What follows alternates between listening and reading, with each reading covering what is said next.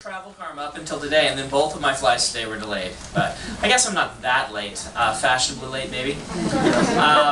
What I'll do is, I think we'll just go ahead and I'll start by talking about where this book came from and how it came about. Many of you may already know it, so I'll keep that brief. And then we'll do a Q&A for a little while.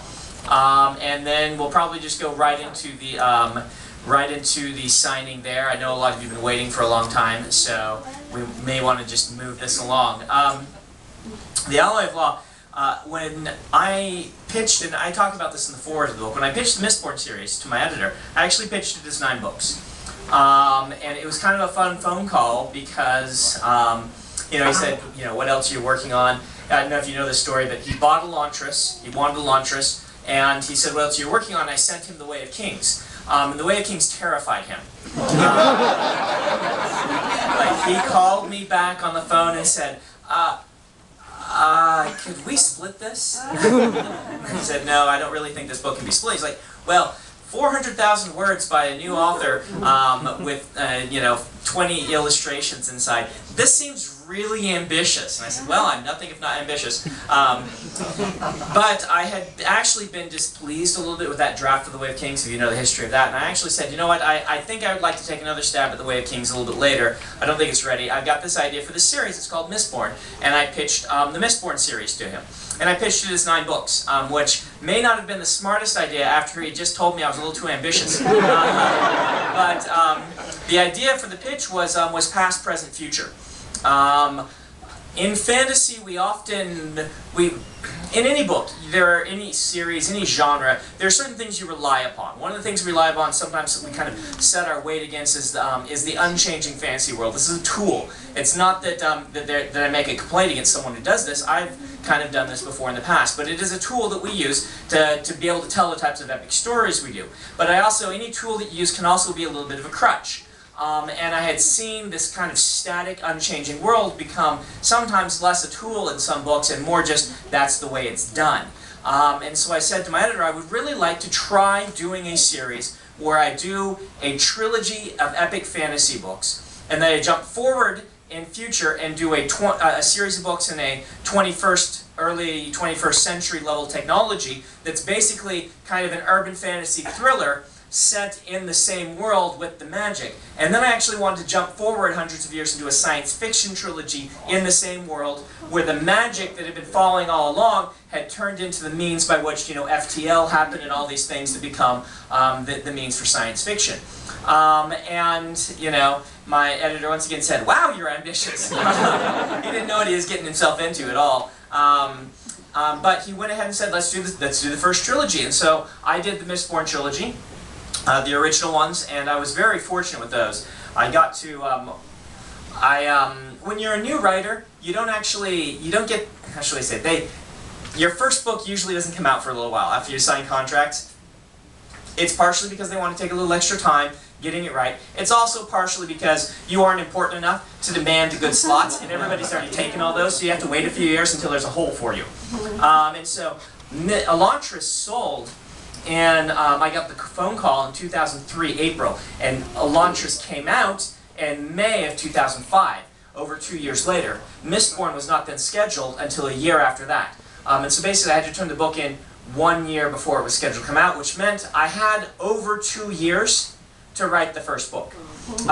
If anyone has any experience with my writing speed, I don't need 2 years to write a book. Unless it's the last book of the Wheel of Time.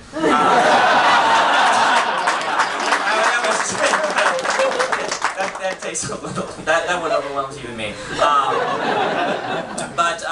So I actually sat down and said I could write the entire Mistborn trilogy straight through and have the last one drafted in its really rough draft form by the time the first one had to be in for its final edits. And so I did that.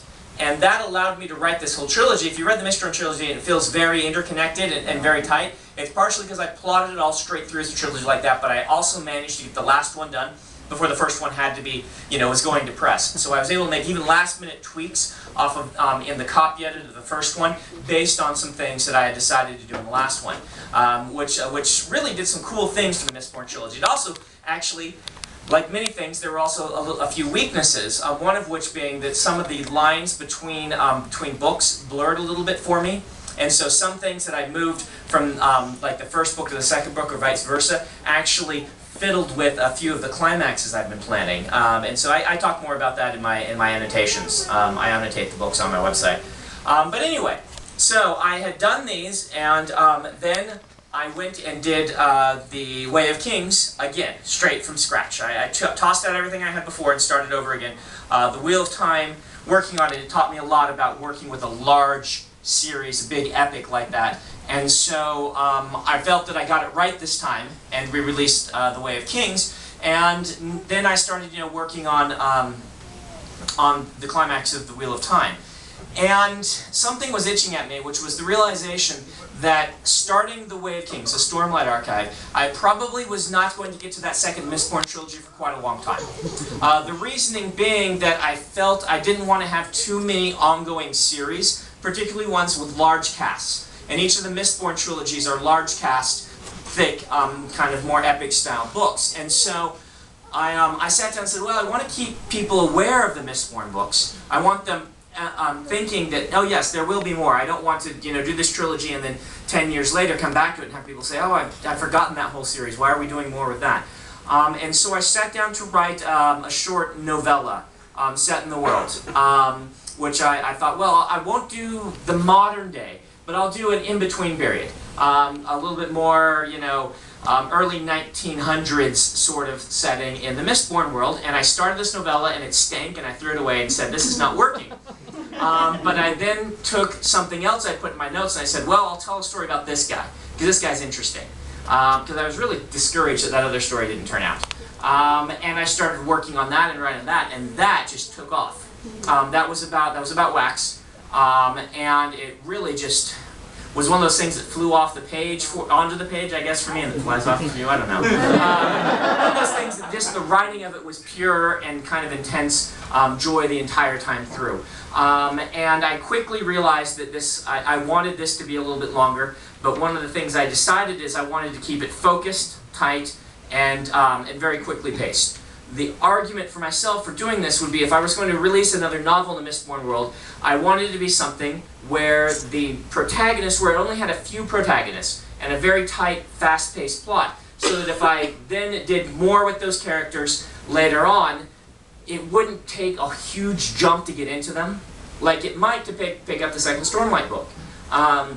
I didn't want two of those things going at once, and so my feeling now is, after having this one turn out so well, hopefully people will enjoy reading it. I may do more of these characters, but they will always be tight, kind of more narrow-focused books like Alloy of Law, so that when you see one of those on the shelf, you can be like, oh, okay, I can pick this up and read this. I don't have to really remember too much about what's going on. It's going to be a self-contained story, and it'll be more of the continuing adventures of, rather than stop and then the next book starts like on the next day, picking up everything that had happened before.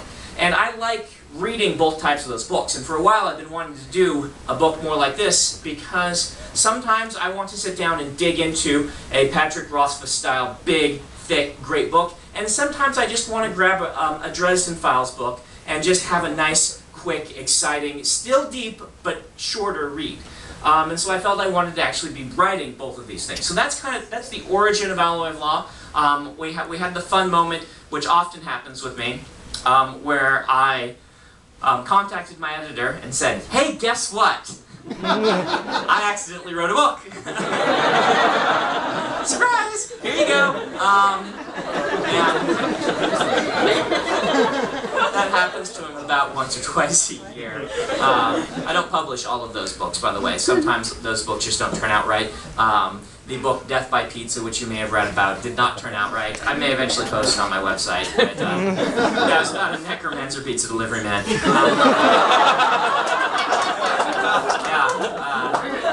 It was really weird. It was just funny. He actually, a necromancer inherits a pizza place. It's called Death by Pizza, and so it's very appropriate for him. So, I may do something with that eventually, but sometimes these books turn out really well, sometimes they don't. Alloy of Law turned out really well, so I'm pleased to release it for you guys. I hope that you enjoy it, and I hope you actually read it understanding a little bit more of where it came from now, because if someone jumps into this expecting, you know, something like Way of Kings, they're going to be very disappointed, because it's a different style of book, and I always want to be doing different styles of book. This is part of what, you know, when I first got into writing, the authors I envied were the ones who were able to jump around to different types of things and different series and different genres and that sort of thing. And doing that as I write actually keeps me very fresh. It's part of the reason why I'm able to write so much, is because I frequently let myself go do something else and then come back to my main projects, and I do that feeling refreshed. It happened with the Mistborn trilogy, the original. I wrote those three straight through, but what I didn't tell you is I stopped after the second one feeling just a little bit burned out on the world, and I didn't want to start the big climactic third book feeling burned out. And so that's when I took a break for a month, and I wrote a little book called Alcatraz versus the Evil Librarians, which some of you know, which was actually completely a free write for myself. I wrote it, normally I outline a lot, and I do like sometimes to free write to practice that method of storytelling. Free writing and outlining give you different types of stories. And I like to kind of hone both tools. Free written books feel very spontaneous.